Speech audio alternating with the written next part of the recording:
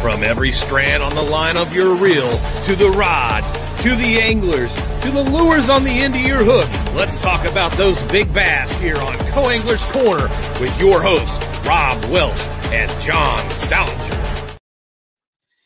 Hey, good evening, everybody. Cajun Rob here hanging out with you. Mr. John's under the weather, I think, tonight. So, we got a great guest on tonight. If you tuned in, I'm Mr. Destin DeMarion. How you doing, Destin? Hey, not bad, Rob. Thanks for having me back. I always enjoy talking to you guys.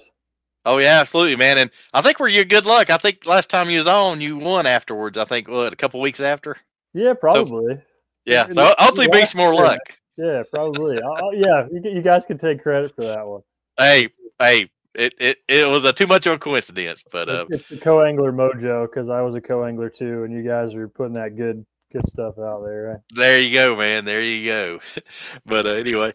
But I know we're going to talk about the jig-and-minnows and whatnot tonight, so I'm looking forward to that because I know a little bit, but not kind of in depth. So definitely want to get into that. But what you fishing Toyotas? Or what are you going to fish this season? Yeah, so this year Doc's is going to run a couple tournaments. I actually was just talking about to them. I'm probably going to go fish their perch tournament in April. Oh, cool! They have a big perch kickoff, like the season thing, and then the Rumble on the River at St. Lawrence that they put on. Last year's the first year. Got a pretty good turnout. I think this year will be really good. It's at the end of September. And then I fish like the Kings of Bass on Lake Erie here where I live. It's a 2-day, one day smallmouth, 1 day largemouth. Cool. And, a handful of other ones in Ohio, New York, Pennsylvania, team stuff mostly. And then my buddy just moved to Vegas, and he's trying to convince me to come fish the U.S. Open, which I believe I'm going to do in October because it's at Mojave at a nice smallmouth lake. And he said just fly out there, and he's got pretty much the same boat as me, and he's like, we can just use mine, and he'll fish as I am. So that's what we're thinking. Man, can't beat that, man. That's a historic. That's got a lot of history in that tournament. Yeah, when I was a kid, when I found out about it, I was like, man, I always want to fish that thing, and I just never did. And I think this might be the opportunity. Who knows? It might be the only one, but I think it's a good time to do it for sure. Oh, absolutely. I remember seeing Aaron Martin's fish it. Oh, yeah. John Murray. Bunch of the big dogs is fish that. So that's awesome, man. Those guys. A lot of them have won it over the years. Like Aaron Martin's, John Murray. Bertrand, all those big West Coast hammers. They've all had a lot of history with those, as well as a lot of other guys that don't tour like over this part of the country, but still are really, really, really good. Absolutely. That's one of the best out there. I've heard about the U.S. Open all my life, and man, there is some unreal stories and guys fishing it. So a lot of history there. So awesome. Well, I know Doc's is a great tackle store. I know them well from work, so they got a good reputation. Yeah, you told me you did the West Coast thing, so yeah, you have to tell me all the good tackle shops when I'm out there, so I can get hit them up. Oh yeah, there's some. I know there's one huge one out in Arizona that's really, really good. So Hookup. Copper State. Oh, Hookup's good too. Yeah, Hookup's good too, but Copper State is really, really good. Very cool. But yep. But anyway, we'll get right into it. Now, how did you did you start early on the jig and minnow, or did you kind of learn, seeing every guys have success? When did you start fishing it? So, one of my good friends, Mike Schnupp, on Erie, I had made a technique. There was like 5 of us that I told about this. I called it de-gliding. So It was essentially the same thing, but with a jig head and a minnow style bait, and doing the same function, fishing it horizontally and very subtly, just getting it over their head so they come up and get it. Slightly different, a little more hopping and stuff, I'd say, but that was probably the precursor to me getting into the jig minnow thing. Yeah. But as far as the traditional jig minnow, how it is now, I'd say I was late to that specific game. I don't know what it was. It just seemed very, I don't know. It just seemed very like niche and like kind of almost like the swim bait thing, which, it's got a time and place, but the jig minnow has proved to be every time and place. It is. That was one I wish that I jumped on harder when it did start. So I kind of was behind the 8 ball a little bit there. And then I've really dedicated a lot of time to learning the intricacies. I mean, I have a good stable of people, I network and we talk a lot. So, I mean, I share what I'm figuring out, and we're all kind of work together to try to bring up that knowledge base and understanding. Absolutely. I remember way back when in like the Tennessee Valley area, like around Knoxville, it was called something different. You throw a jig-minnow and you like let it pendulum down to the boat, pendulum down. I remember that, that's the earliest memory I had of it. But yeah. Oh, I'm glad you brought that up, because the first person that showed me they call it tight lining, right? yeah, tight lining. Yeah. Yep. 3B Outdoors. It's a show. I'm sure you know yeah. about it. So, Oh, yeah. a good friend of mine, Nathan Light, he showed me. I met him, I think it was 2016, and we stayed in touch. We fished together a couple times, and he showed me like the traditional tight line, the good old East Tennessee tight line, which, I mean, even then he was like, oh, if someone could use, once forward facing sonar, he's like, I bet you could do this really well forward face. And sure enough, that's exactly what it was. I mean, it's basically just an adaptation of tight lining, the traditional, tight lining, which they couldn't see the fish ahead of them.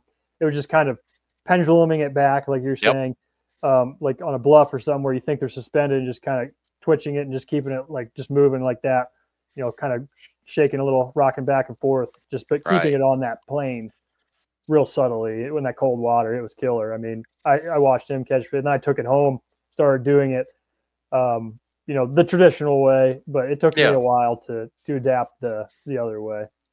Yeah. I remember, I think they had a Bass Open on Cherokee early in the year. I think it's 2018, and that really come into play. And I remember that was like one of the first major tournaments. It seemed, it was like the major, top 10, almost all was doing it. So. Yeah, no, I remember that. Yeah, the Demiki and the tight lining and that kind of stuff. Yeah, I mean, the Demiki thing and the tight lining, the jig-minnow, they all kind of like share a lot of similarities. Oh, yeah. It's just, a little bit of how you present it, where the Demiki is just straight vertical, and the other ones are horizontally. But it's just so much more dialed now with the jig-minnow than just the traditional tight lining. But there's still so many aspects of the tight lining that we're going to talk about some of that, because I have mine set up right here. But cool. Just what Nathan taught me, with the traditional way, even from the knot that you tie, that helps it kind of shimmy back and forth, and the whole works, the whole system. I mean, they've refined it. It's not been me. It's definitely those guys. Oh yeah, there's a lot of trial and error, I guarantee you, but you're right. Yeah. Those guys are the East Tennessee crew. Was, from what I understand, that's where this kind of started, and then Japan kind of adapted it and made it way more applicable to a lot of different situations and stuff. Oh, absolutely. And now I know there's a big trend. There is the sinking braid, the real thin sinking braid. Mm-hmm. I know. I think Berkeley's got a Ford sinking braid. I think it's like 4 pounds of 17. Yep. And but it seems like that's a new trend coming out: sinking, real thin sinking braid. And I'm sure you can sling that, minnow and jig head way further with that thin braid for sure. Oh yeah. I've been trying to dabble in the sinking braid this year too. I'm gonna do it more. I mean, even for drop shotting, because I deep drop a lot, so I think it would be beneficial for that too, just for rate of fall, getting it down to the fish quicker, especially when you're trying to throw at one fish. It just keeps swimming.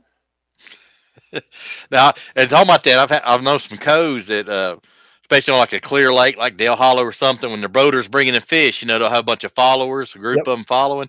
And a lot of them will drop a drop shot down about 8-10 foot and just sit there and kind of shake it when that group comes by. One of them grab it. So that's a great idea. Yeah, I've heard a lot of guys. Pro angler move right there. Yeah, very good. Have you done that one, Rob? I've tried it a couple times, and usually when I do it, it's just one. It's just a single fish. So, but it's still in the back of my hand. If I see a bunch of followers, hey, that's definitely want to do it. But hey, we got about 2 or 3 comments I'm running through real quick. All right, Miss Ashley Cow says, "Hey guys, hey Ashley, hope you're doing well. Thanks for coming and tuning in." Yep, and our old friend Mr. Jeremy May says, "Dustin sucks on the James River." I know he's kidding. Well, he's half the time. Yeah. That's the first part of my career. I think I cashed a check on the James every time, but the last couple I have struggled. I don't know what it is. I think the last one was a scoping tournament. I don't know why that was a struggle, Oh, but wow. yeah. It did. How you boys doing? Hey, Way do good, better. Jeremy. Hope you're doing good, man. I know Jeremy's probably tired of the snow right now, as much as he's been getting over there. But yeah, if you want to go through your setups and kind of the baits and all, and what your system is. So, and he says, "Yep, it's been a struggle." Oh, I know it, man. You've got a lot more snow than I have. You can have it. Yeah, I mean it has been rough this winter. After Thanksgiving we got 5 feet in like 3 days. 5 feet of Oof. snow. Yeah, I think the kids in Kentucky, I think they was out like all of January except for maybe a week. So yeah, it's been Yep. crazy. Well, so like this is one of my setups that I use like a decent bit here on Erie. I have an angler tungsten eclipse head right here. The Yep. eye is key, especially the good old East Tennessee boys. They swear by the eye. There's something Oh, about yeah. having eyes on your jig head that is key. Other portion, you got tungsten, shows up better on forward facing, even on your 2D. I mean, it's just dense, so it's more dense than lead. It shows a better profile. It's easier to track. And then the good old Sakamata shad, Oh yeah. just like everybody throws. I've been playing with that one among many other baits, which I'll talk about some of them.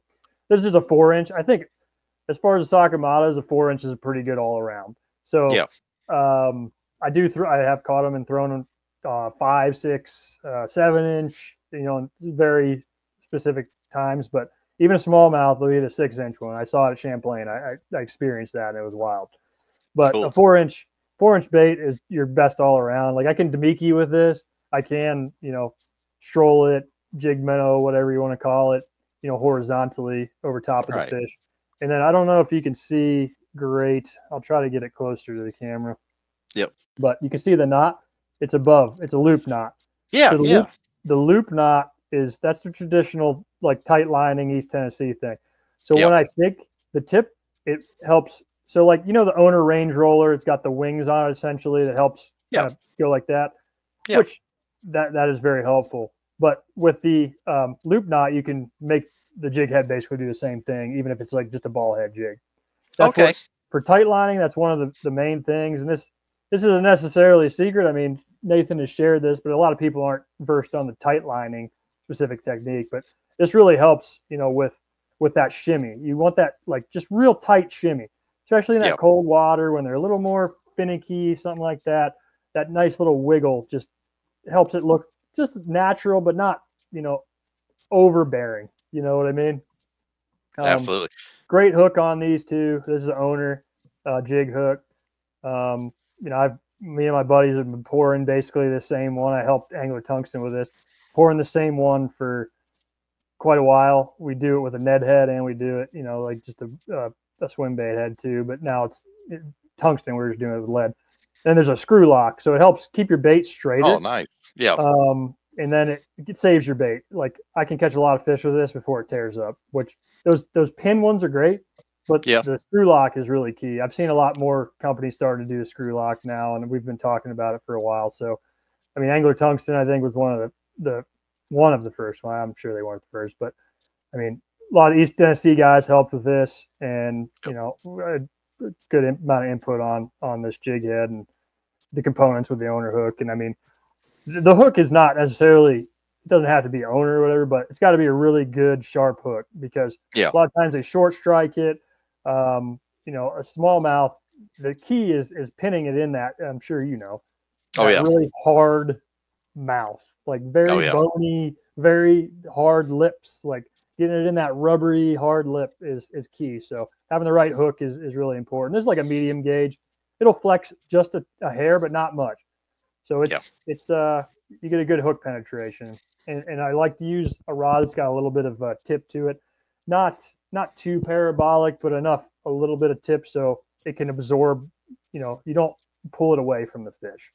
Yeah, like a shock absorber. Yeah. Yeah, and a shock absorber when you're twitching.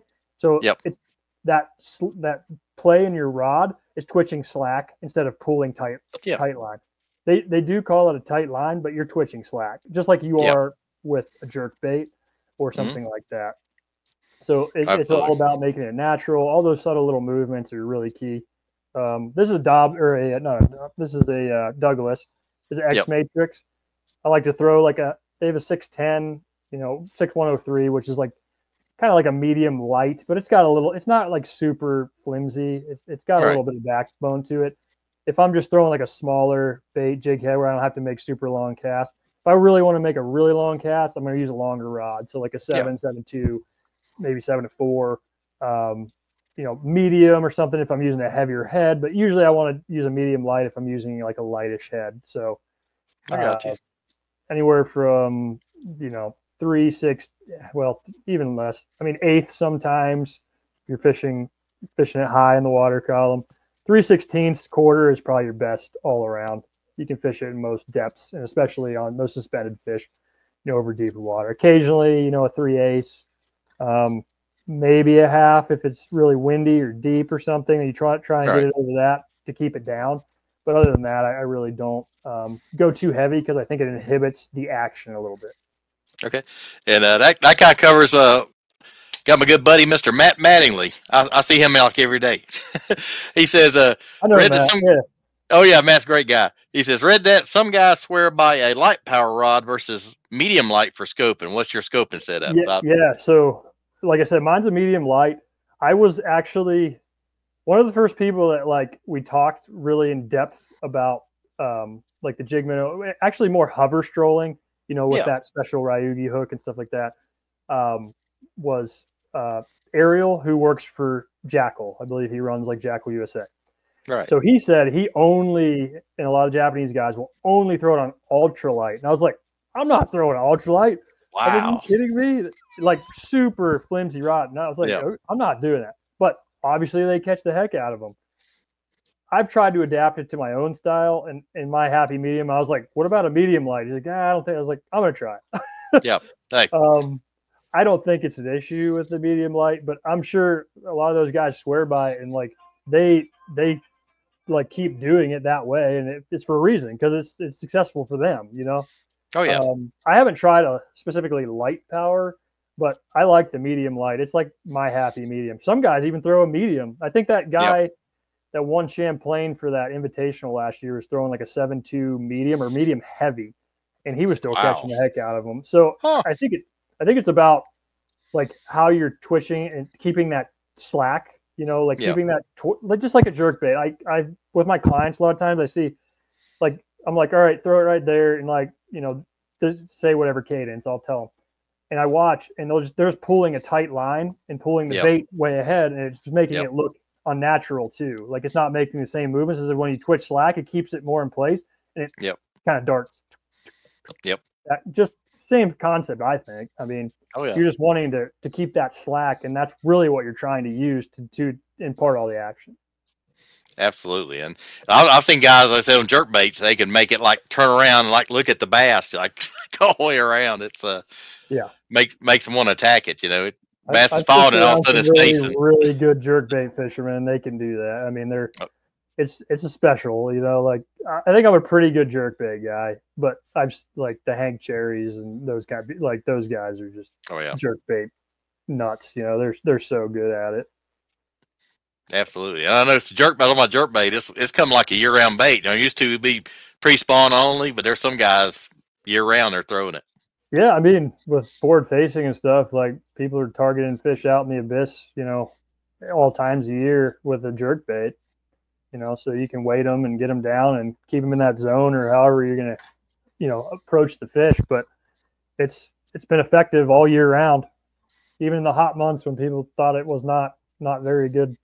A good presentation to use. It's definitely been. Absolutely. Now on your line, are you using all fluoro? Or are you doing braided fluoro? What's your typical line setup? Yeah. So I typically always throw a braided main line. Yeah. And then I have a leader. So this is, with this I think it's a 1/4 ounce head. I typically will throw 8 pounds, sometimes 6 fluoro. This is gamma fluorocarbon, but the braided main line, typically 10 pound. I like a thin. I like to match up basically the diameter. So a 6 pound fluoro or so is going to be comparable to that 10 pound braid, 6 or 8 pound. So as long as they're similar in diameter, like that's where I like to match up. So almost always I'm throwing, less than 10-pound fluoro, on my spinning setups typically. Otherwise, I'd probably go to a bait caster. Oh yeah, it makes sense, and you get a little better action with that lighter braid and lighter leader for sure. Yeah. Have you delved into it much? Have you A little bit. I've kind of told around the BFS stuff. That BFS stuff is pretty interesting. Some of that, yeah. It totally is. Yep. Yeah. What size line do you typically throw with your jig minnow? I've been doing like 6. Like I've been playing around, but I've done 6. But I even dabbled in 4, but I'm like, it didn't feel right, so I stuck with 6. I do think when Nathan taught me, they use pretty light line. It might be 4 or 6. It's real light. I mean, they typically go really light with the tight line, and they use, I think, an 1/8 jig head is like the typical standard one, but it's kind of gotten passed by for the more advanced jig minnow stuff. Oh yeah, absolutely. And like I said, some of those jig heads have got like the line ties back behind the jig head itself. It's got some crazy. I've seen some crazy designs. So you're talking about like that queen tackle one? Yeah, the queen tackle cool. And the chompers. Yeah, that was a good idea. I mean, because that's going to be a really unique, shimmy and action to it. That is a cool. There's a lot of good heads out there. I mean, the Owner Range Roller is, probably the most popular. It's a really good head too. I use that.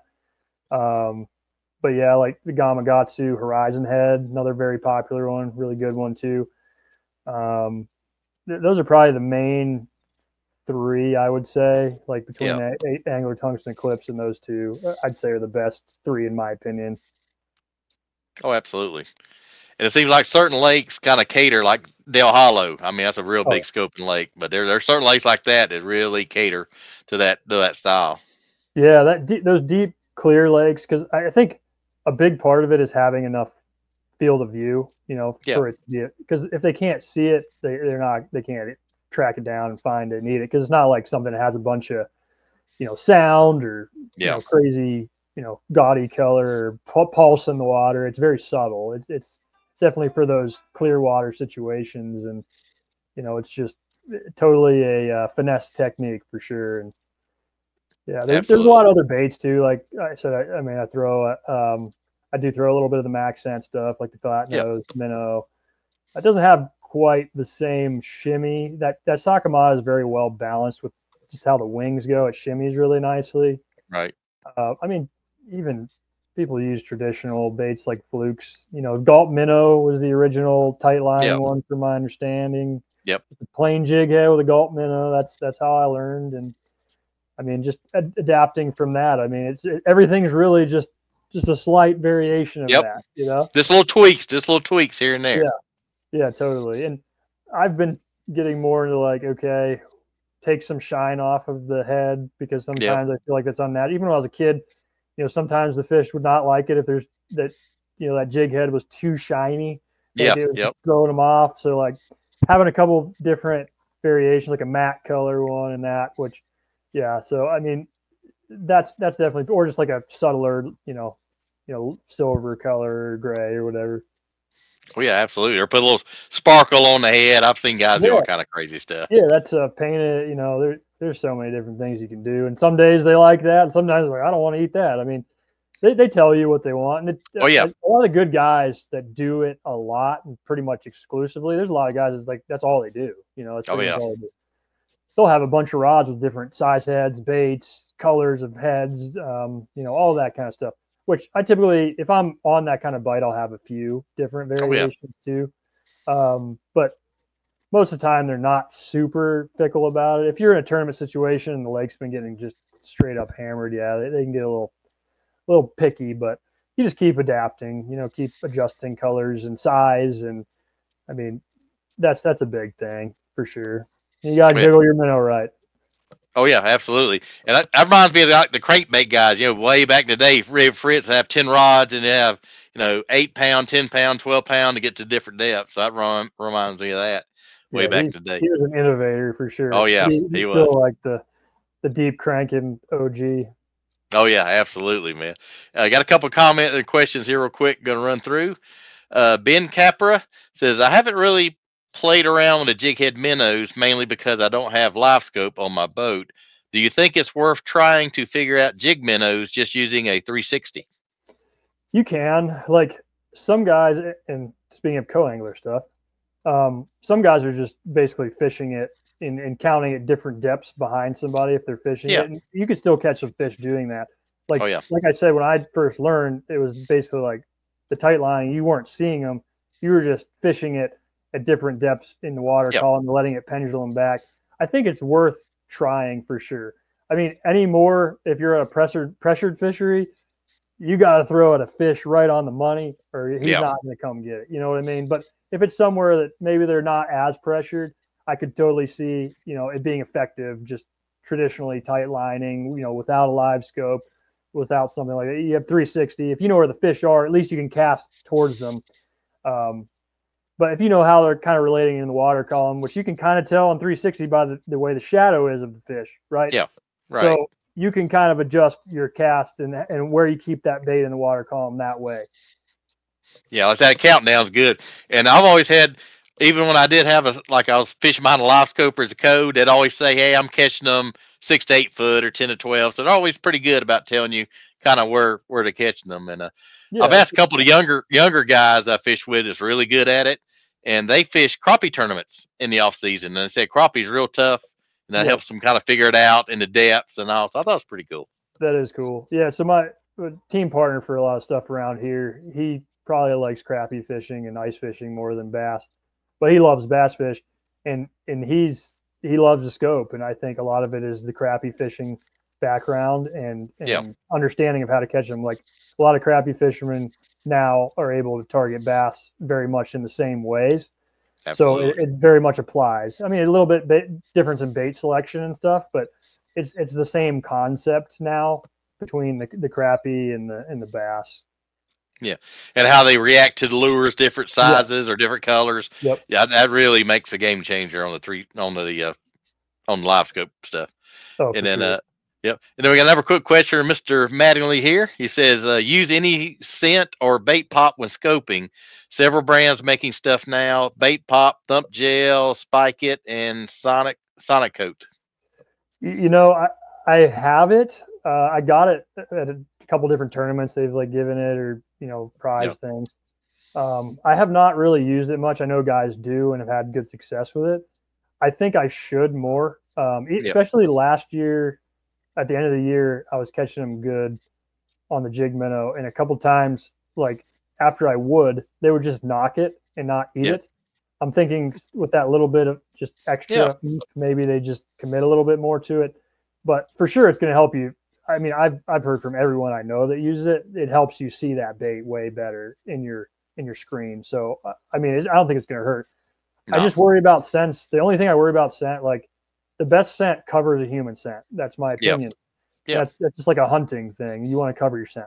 So as long as it does that, but there's some things within scents that also aren't necessarily great for a fish, but most of the scents out there are pretty good, as far as that goes. I think they all understand that basic concept, but I have not used it yet. Have you, Matt? I would be curious to hear your success with it. Yeah. Now I know a bunch of crappie guys, they'll put it on their line and everything. I mean, it shows on their line. I mean, they'll coat their lines with it and stuff. Interesting. So, I definitely want to try it more. And I'm glad you said that because there's so many things you just forget certain little things. You're like, oh, this came out, that came. Yeah. No, I need to do that. You should see my tackle room. Oh man. I just heard stuff every year. I'm never gonna use it. Oh yeah. I do that.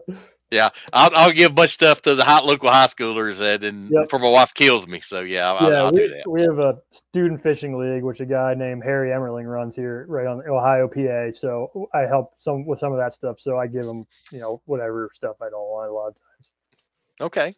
Yeah, I met actually one of my good team partners that way. He was a bass fishing coach, and I changed rod companies, rod sponsors, and I gave him a bunch of rods, and we just kind of hit it off. And man, we fished for a long time. It was a good deal. That's awesome. Well, yeah, I mean, the tackle thing, you work in that industry, so I'm sure you got more than enough. Oh yeah, it's like I'm an addict working at the stuff I'm addicted to. It's a blessing and a curse. So you're the chocolate addict working the chocolate factory. pretty close, But I get to see new stuff coming out, and Oh yeah, you see stuff come in, you're like, and then like the dice. I didn't think the dice was going to take off like it did, but man, we talked before. Like I didn't either, but it works for sure. oh yeah, it does. Yeah, we got a older guy that owns a shop in Texas, and he said, I won't carry that stuff in my shop. I know so some crotchety guys. Look dumb. Yeah, but he's hilarious. But it's funny. You got all kinds, man, on shops. It's funny, but yeah, I'm sure you run into quite a few characters on that front. Oh yeah, and my thought on scent is I think clear water may not be as a factor, but if you got a little stain or especially muddy, I think that helps the fish kind of track it and ferret it, and then I'll hold on to it longer. I know I used to tip my jig trailers with a little bit of scent, and it seemed like they hold on to it longer, and they they go running off with it. Yeah, and they. For sure. I think it's just not going to hurt you for sure. No, definitely not. And I've heard the old guys, I'll spray it with WD-40 and all kind of crazy stuff. They still catch it. So I don't know. Yeah, I know, like people swear by that. I'm like, I don't understand it, but I mean, if it works, so yeah, whatever. Yeah, I know. Hey, it works for them. Hey, more power to you. Anyway. Old anise smell, the black licorice. Yep. But we talking about the BFS. I think BFS is going to become a big player in the forward facing for us over with. I think some guys are kind of don't like the spinning gears much. So I think there's going to be kind of a bigger, I guess, movement, or you'll see more guys seeing the BFS casting reels and rods, and they're really getting hot. Oh, for sure. I mean, Sakai Ushio, who's probably one of the best co-anglers. Yeah. He practiced with me for a couple of years, and I mean, that's pretty much what he does. And oh yeah, I learned a lot, from him because honestly, like a lot of people know me from finesse fishing, but I much prefer to power fish. Oh yeah. It's just I'm pretty decent at finesse fishing, and I mean, if there's that bite, I'm usually gonna, if I commit to it, it can usually ends up well. But the BFS thing, I was intrigued what he's able to do with that. I mean, it's changed. I got some BFS stuff after that, I can promise you. I mean, just I noticed skip little things like real light baits, and it's interesting. There's a lot of possibilities there. Oh yeah, and I noticed like Strike King has got a big line. They've come out with a bunch of BFS size, like top waters and cranks and everything. Oh, so. It's the trend. It's either very small finesse or very big, like obnoxious, right? Yeah, like big glide baits or like a little minnow. That's the pressured lakes for you, and the result of forward facing is like, some days you gotta absolutely teeth pullingly finesse, and then other days like the only way you can get them is by going obnoxiously bigger than anybody else, to get that bigger bite. Because the fish like, if I'm gonna mess up with a bigger fish or bigger bait, Yeah, like Greg Hackney, throwing a heavy jig because he gets the reaction, because it goes falling down him, and they said they got less time to think about it, and he just react to it. So he's trying to hit him on the head, make him think twice. Yeah, it's like they're cutting the reaction time. They got just a small reaction time. They ain't got time to think, and they just grab it. So pretty impressive. But have you noticed? I've heard from a few guys that like the forward facing, they're having to cast a little further to get fish now. It ain't as like they're having to cast 50, 60, 70 now to get a good bite. Yeah, and that's where like a lot of the guys has been an advantage with like the saltwater transducer. It's like 2 times as much. This live scope. Even Lowrance has one too. I think it's less less available known, but so some guys tell me like I can't catch them unless I throw 100 feet from the boat. Wow. And I'm like, good gosh. Wow. That's pretty far. That's a long cast even, like to get it that far, But like you said, the progression of things like the sinking braid, these more castable braids, that's helping you get those, longer casts. But a lot of times you're throwing a lighter jig head, so you definitely need, that's where so like with a hair jig, like a marabou hair jig, Yeah. I use a very long rod with a very whippy tip because it helps kind of sling it because it's such a light bait. So, I mean, even doing something like that when you really need that long cast, I mean, it can help with like those longer rods. Yeah, and I think you go into medium light with the braid and that medium light. I think that's a good combination. You got, I think so. I think no stretch, and then you got the medium light like a shock absorber. So I think that's a good combo. Yeah, and the braid just comes off the reel so much nicer, especially like the higher strand, Yeah. count ones. They come off the reel so nicely as opposed to fluorocarbon. Fluorocarbon doesn't come off the reel that good. Yeah, especially in cold. Especially in cold. Yeah, I've cold, noticed. it gets very coily and brittle. It's just not as good to cast. Just straight fluorocarbon. Yeah. That braid, it doesn't. The cold really doesn't do much, in my opinion, to the braid. No, it does. And I've said, braid's like a co-angler's best friend. You just change leaders for the tournament, or you can change it underwater, and good to go. I mean, shoot, your braid, if you're not fishing like absurd, like I mean, I have in the past, you can get a year or two out of a spinning reel braid, Oh, absolutely. So it's more cost effective too than going through very expensive fluorocarbon. So I mean, we're all trying to penny pinch where we can. We don't want to, do too much. We're handicapping ourselves. But I mean, that's a good place where you can definitely save some money. Yeah, and I know a couple older guys. They'll like after season they'll get their spinning reels and they'll have an empty one and they'll reverse the braid. Like they'll put on another one and go. Yeah, so I thought that's pretty slick. Yeah, I do the same thing. Yeah, because you got the fresh braid at the bottom. It's never really been used. Yeah, never hit water. You never. So yeah, it makes perfect sense. Mm-hmm. Unless you get those pesky wind knots, which we definitely get. Yeah. Yeah, that'll make you use some colorful language. Yeah, it's not fun when you got a couple, guide trip and you got all the wind knots and you're pulling this without. It can test your patience a little bit for sure, but it happens to us all. I mean, the wind knot stuff that's just there's pros and cons to each, and it's worth it to me to use braid, even with the wind knots. Yeah. And if you have to retie your braid to fluoro and it's windy, that's not fun. No, that's why I don't use FG because it's so much more tedious to tie and long. Like I just do the Alberto and cinch it down. Yeah, I've heard a lot of pros do that. They'll do the FG and then it breaks off or whatever they do. That Alberto or crazy Alberto. Yeah, I think it's crazy Alberto. Yeah, I've heard so many variations of what it's called. It's the one where you weave it through the loop and back over and slinch it down. I mean, that's really. And you better go through the same path in that little loop. Yeah, or you're gonna go. Pulls out. Yeah, exactly. Been there, done that. Sure. Believe me, I have too, many times. I heard that, but well, that's cool. But have you tried any different baits? Have you experimented on something besides minnows or like any? Like a worm or something. Have you tried some other stuff? So when I talked about the degliding thing that I used to do, I used a Z-Man hula stick. Yeah. And because it's real subtle, but the back is much narrower, so it just kind of did this. Yep. So I used it like a smelt color, very bait fishy, color. That thing worked really good. Cool.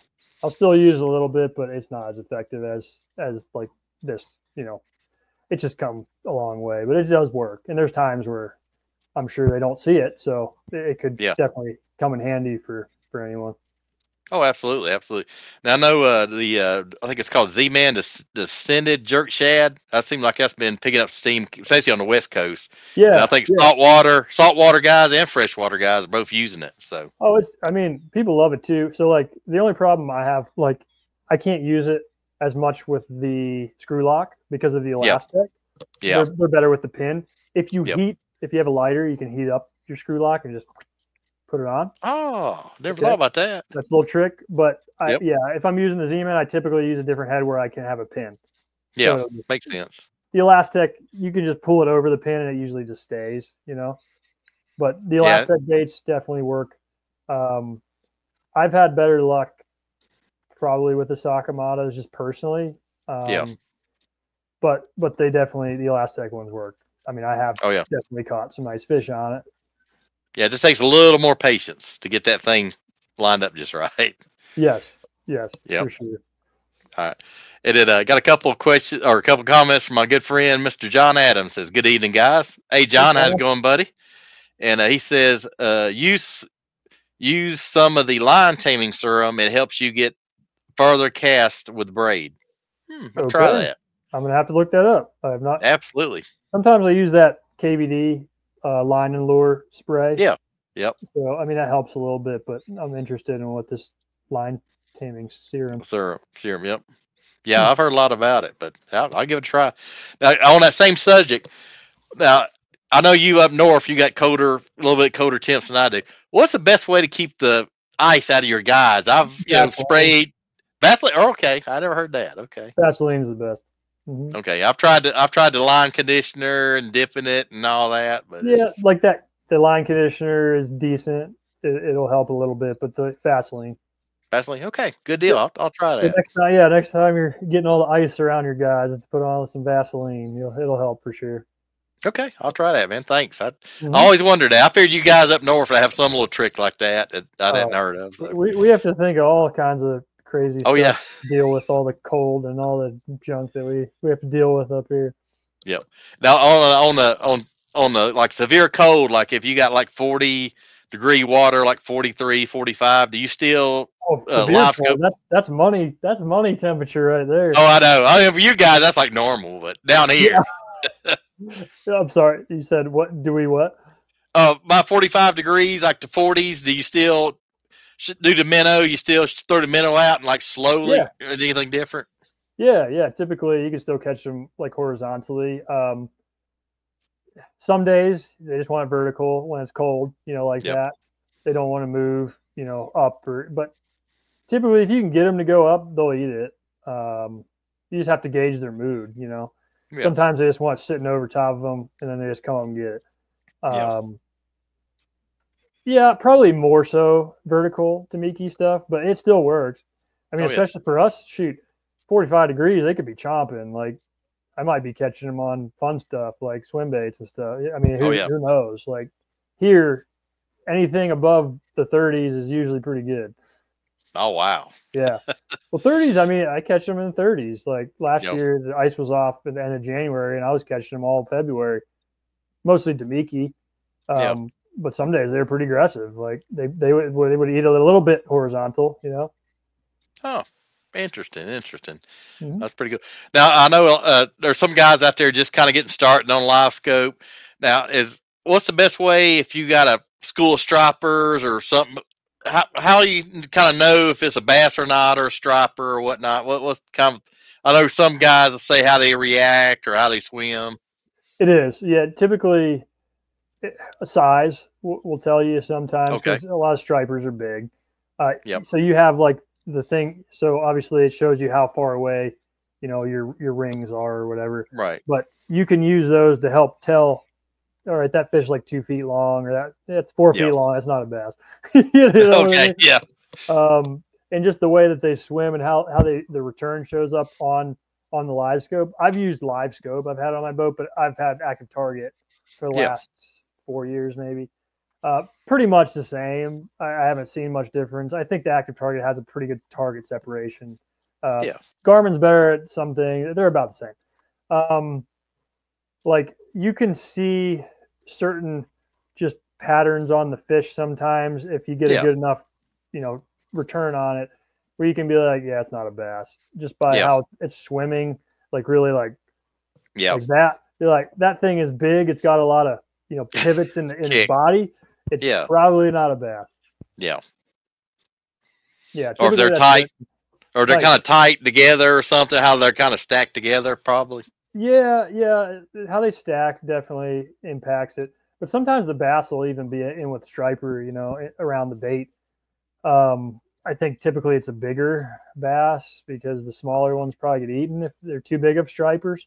Right. But the bass will get in with the stripe if the bait is there. But yeah, typically they do look a little bit different. It's hard to explain other than just like the way they move. Yeah. It just takes time to like decipher. Like there's not an easy way to necessarily describe it. Like I've just spent thousands of hours staring at it, So I've been in every part of the country looking at scope and seeing how carp looks and a white bass and a stripe and a catfish. And I mean, sometimes it's hard to distinguish, but more and more it gets easier just by, like you're saying, how they stack, and just how they move, really. Yeah, how they react to your bait's dropping down, how they come up, or if they're real slow, and like lake trout, stripe, they like to make herky movements and stuff like I've noticed that a little bit. Bass are not necessarily like that herky jerky, Yeah. It's more they move solidly, like they're a good predator. I mean, they just don't use too much energy, Yeah. Or they'll follow the bait, kind of follow it for a long time, or something. Yeah, they'll track it a lot, but they're not moving much. Like you don't see they're just real slow, just hovering by, Little sneak attack action. Yes. They're waiting for their chance to strike. That's when. Yep. Yeah. Yep.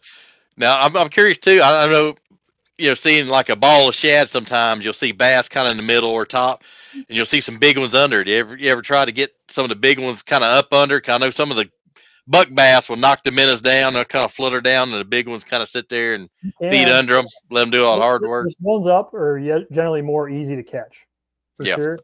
But if there's too much bait, they're not, because it's white noise. Your bait is basically white noise. So those ones underneath it, like you're saying, if they're knocking them, they're letting them do all the hard work. Yeah. It's like at a job site when the old guys are just watching everybody. You know what I'm saying? Those young guys are going and breaking their back. They're like, I did that 20 years. Y'all have fun with that. I mean, that's how it should be. But so they kind of do the work, and they'll just wait for the scraps until they need to spend some energy. They're smarter about spending their energy than the young bucks. Oh yeah, and I say they're more kind of size of the minnows kind of focus. If it's a half inch too long, they're kind of suspicious. So and that's where, like I was saying, like a lot of the minnow baits, I mean, 4, 5, 6, 7 inch bait. Sometimes they just want a big profile. They just don't want to waste energy on something small. Sometimes the bait's just small and they're keying on small bait. So I mean, it's good to have a few different variations of that. But seasonally, you do it enough, you kind of know what size bait they key on based on the time of year and the season and stuff. Oh yeah, or you'll see shad floating on top of the water, or you'll catch one, and of course it spits 2 or 3 shad out, and you can kind of they're on 2-inch shad today, or 1 inch. So. Yep. And I mean, even then, sometimes the bigger ones might just want a bigger shad. They, even if the other ones are eating the smaller ones, they just might be like, I don't really want to waste my time. Ooh, that's something big. I want to eat that. It's just like the quad bait thing, Oh yeah. Either go really small or go really big. Swing for the fences. Mm-hmm. Now I have heard some guys trying to do scope and do some glide stuff. I've heard some guys. I've heard some guys kind of messing with it, but no, it is effective. I've definitely done a little bit of it myself. I'm not a huge glide bait, swim bait guy. That's Jose from Docks. That's why I put him. Hopefully, he's a better swim baiter than Jose. I figured there was something behind that. Totally not true.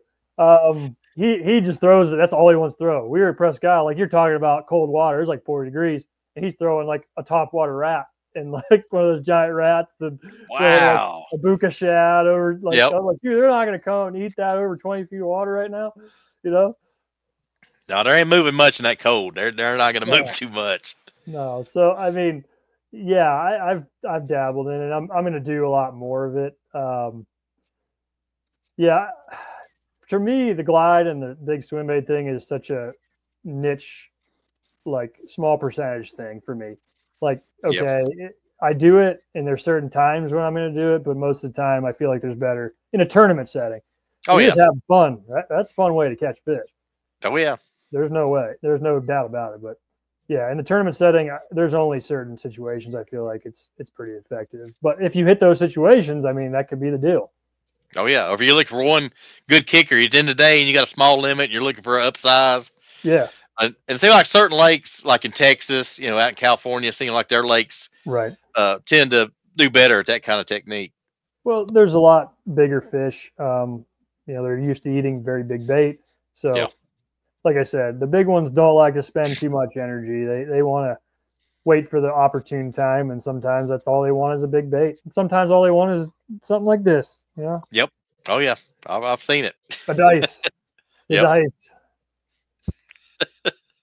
I mean, it's like you just got to keep kind of tweaking on your size, minnows, even the color. Sometimes I've seen make a difference. Oh, for sure. Yep. Even with a glide, I mean, the color definitely makes, and the way it chops, like you've got Yep. choppers and then you've got gliders. I mean, there's the different actions are for different situations. And, you know, the guys that do that a lot are very, very in tune with that and Yeah. really good at that. So, I mean, they'll usually get a fish or two in a tournament that could be really crucial. And that's important. Absolutely.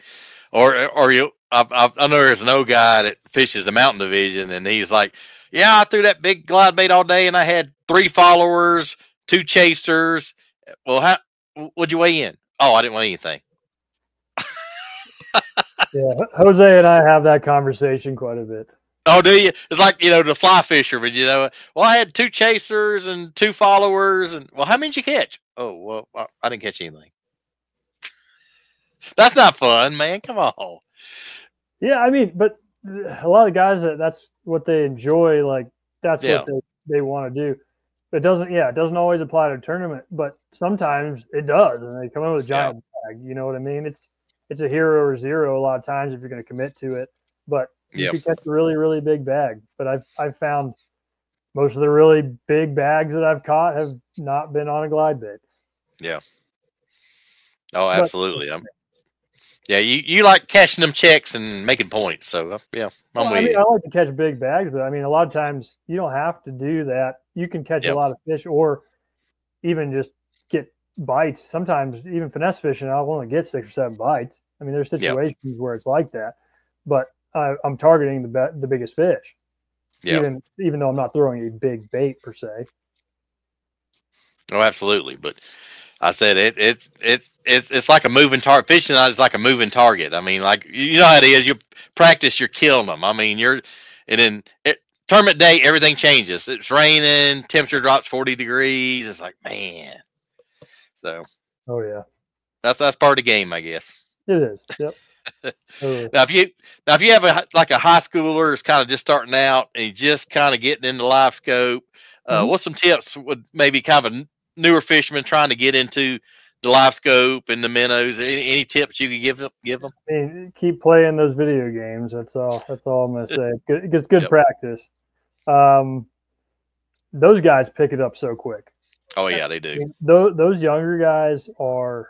I mean, I grew up with some video games for sure. Yeah. But like, I kind of stopped when I was a little older and adolescent, you know. But those guys, like, I think that's honestly the best practice. It's like those virtual reality, those guys that do all the VR stuff. Like, that's a good way for people to practice golfing, even, and like other things. Like, it's legitimately a very good training for live scope and fishing that way with electronics, and it's an extension of that. And a lot of those kids, you know, they love video games, then they get to do this and they're like, oh, this is pretty much it, but I'm outside and I'm doing something. So it's cool that they're able to do that and you know, be able to, you know, get out of the house and do those kind of things too. But they're natural. They're good at it. I mean, they're very good at it. Yeah, it's like they're natural multitasking, and they don't realize it because they're watching fish over here, their lure here. Yeah. They're multitasking and don't realize it. Yeah, I'm sure that's because there's just so much stimuli, you know, for everyone right now with everything you have at your fingertips, you know, online and everything, and just, you know, it's hard to focus, right? Because there's so many things, but yeah, I think they're good at that for sure. And yeah, the video games help, but YouTube, that's another one that's like helped immensely because there's so many resources out there. Video Bass University, TV, that's great resource too. Just some like higher level content that you're probably not going to find as much of on. I mean, you find some good stuff on YouTube, but it's just a step above, you know. Yeah. It's more. They break it down a little more, and it seems like Yeah. I mean, they're more apt to give you the real juice. You know what I mean? Because they're getting paid on Bass. Oh yeah. And hats off these young guys. I mean, they're putting time on the water. I mean, some of these guys are spending 5 or 6 days a week on the water. I mean, they're putting the time in. So hey, yeah, I mean, hats off to them. With all those little, when you're out there a lot, you're very in tune with. Oh yeah. I mean, I've been the guy that's put 300-400 hours on my motor in a year. I mean, I know what that's like. I mean, it becomes like an extension of just your muscle memory of like what you're doing, when you're spending that much time doing it. Oh, absolutely. But yeah, like YouTube has been a huge thing for the younger, everyone, not just young guys. Yeah. I mean, I've watched tons of stuff and learned a lot from YouTube. Bass, me too. yeah, I'm sure you have too. Bass U has been better for me because it's a little bit higher level and learning from like peers and stuff. But guys have good YouTube channels and they share, some tidbits. But I feel like it's a little more apt to go a little bit deeper, into it with the Bass U stuff. But there's a lot of resources. I mean, fish tips, like you can get some really good intel on that. Like that's what a lot of the younger guys, that generation, like those are resources that they have at their fingertips to help them, learn live scope better, learn how to break lakes down better, see all the past history on these lakes, which is a great resource. I mean, I always use old videos to study it, kind of see what I'm preparing for, for a new lake or something like that. And it helps a lot. You kind of have, when you go out there, like, oh, I feel like I've been here. Like, I feel like I've seen this, right? I feel like, it feels like not that crazy. Whereas before, like years and years ago, you didn't really have that as much. Oh yeah, technology is amazing, man. I remember when I first started out 100 years ago, it had the flashers. Oh, that's high tech, 100 years ago, man. Don't sell yourself down the river. Like I know. It's been fun. I mean, I've saw a lot of growth in the sport, like you have. Sure. I mean, you've seen like a humongous wave of change in the fishing world, like in your time. I mean, I've seen it too, but not even as much because you said we went from nothing to a flasher to side imaging and 2D to now live scope. Like that's crazy. Oh, it is. It is. Now, what do you think, in your opinion, what do you think the future is going to hold? The immediate future, what do you think? As far as with tournament side of it? Yeah, tournament side and the sonar. I don't specifically, I can't definitively say, but I'm going to say there's going to be more and more restrictions on the forward facing moving forward. And reason being is because the cost. Well, a lot of it. That's part of it for sure. I think part of it is just like there's a level of consistency that needs to be achieved within like a professional sport. And when people are having like 5 live scopes on their boat and like it was the Wild West, right? And they've cut down on it, which definitely helps. But I mean, I think it's a good move in the right direction as far as just standardizing. Like, okay, you can't have 25 transducers on your boat. I mean, I don't understand why people are like opposed to that. Like, I really don't. Like, if you're going to have a consistent sport, I mean, with car racing, you can't run all this crazy engine. You have parameters of what you can do. So it's hard to be legitimate and taken seriously on the outside, people that aren't in the fishing world when they're like, oh yeah, why does this guy have 25 transducers? This guy has 1. That doesn't make sense.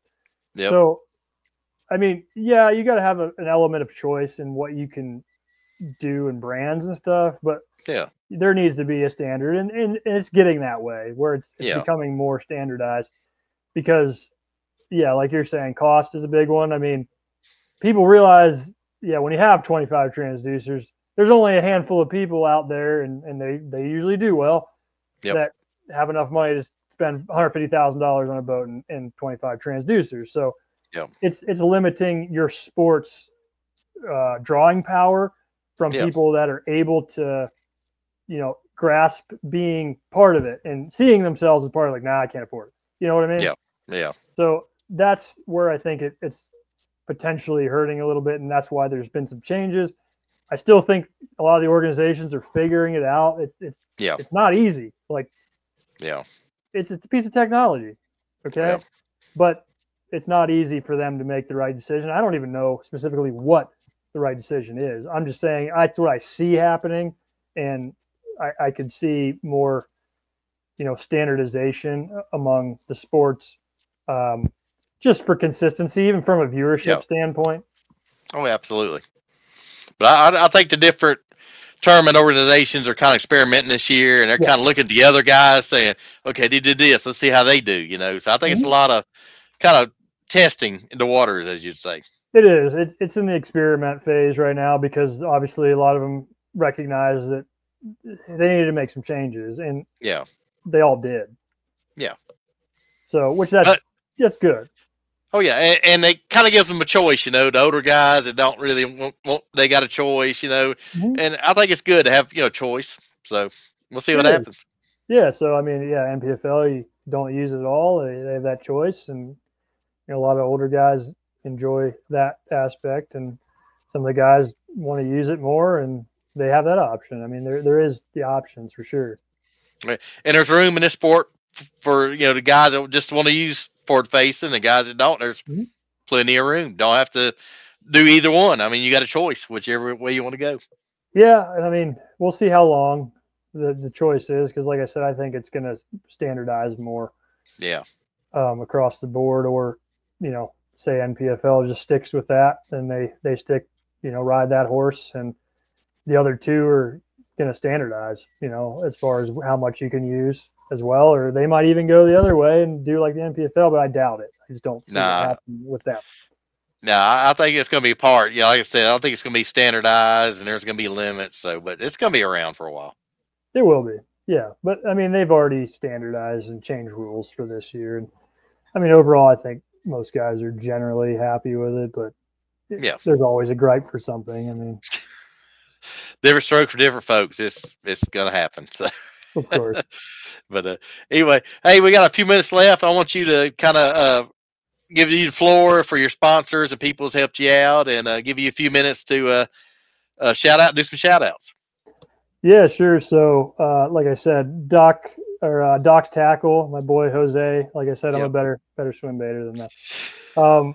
Great group of guys. I mean, they took me in last year, and I've very much enjoyed being part of their team and what they're building. I think they do things the right way, and they have a really good open mind to the industry and carrying certain products and going outside the box. And I think they've done a good job with really growing within the hard to find baits, as well as keeping the ones that everybody needs. And it's been fun. They've been a lot of great guys, and like I said, the Rumble on the River, St. Lawrence, end of September. Anybody wants to fish that, it's going to be a great event. It was last year. It's only going to get bigger.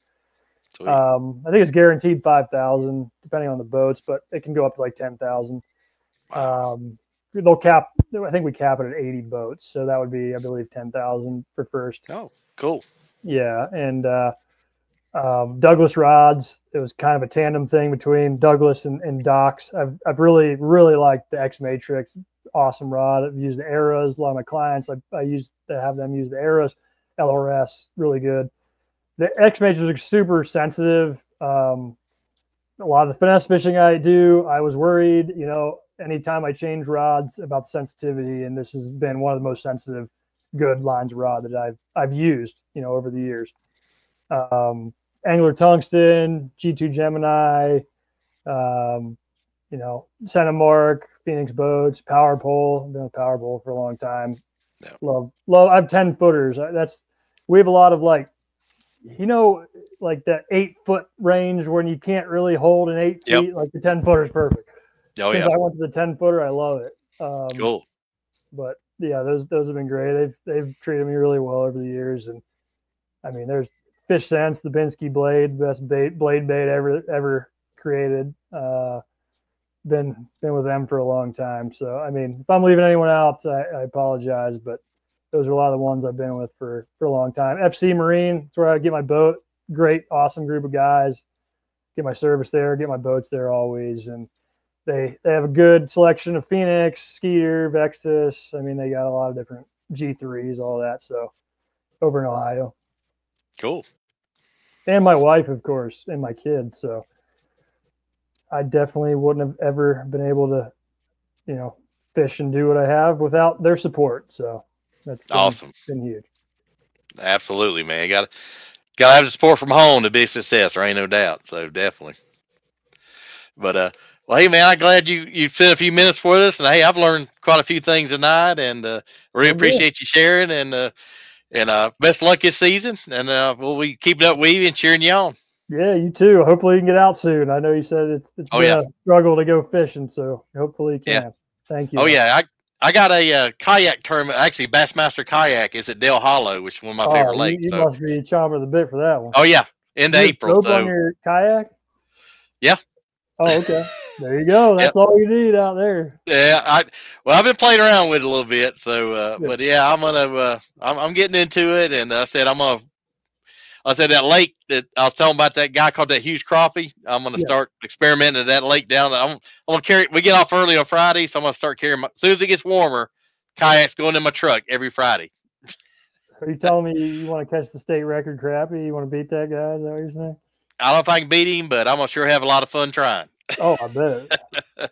You know, the quality lives in there, so there's got to be one close to that, if not bigger. Oh yeah, and it's the bass, the minimum bass, keeper bass is 21 inches there, so it tells you anything. Oh wow. Yeah, that is a good lake. It's got I said you don't think it'd be in Kentucky, but it's full of milfoil, and it's got some logs and standing timber. You would not think that. Yeah, you wouldn't, but it is. It is full. I have heard of that lake, so it must be good. I mean, it is. Yeah, it people is. don't talk about the bad ones. No, they don't.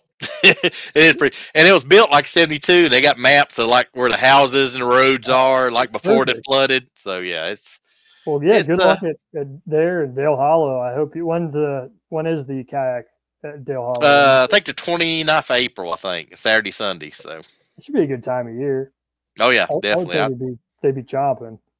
Yeah, and I love Dale Hollow. It's a great lake, scenic lake, beautiful lake. So I have never looking forward to it. It looks fun. Man, yeah, I hope it is. Yeah, well, I'm gonna sure try, but I'm gonna have a lot of fun either way.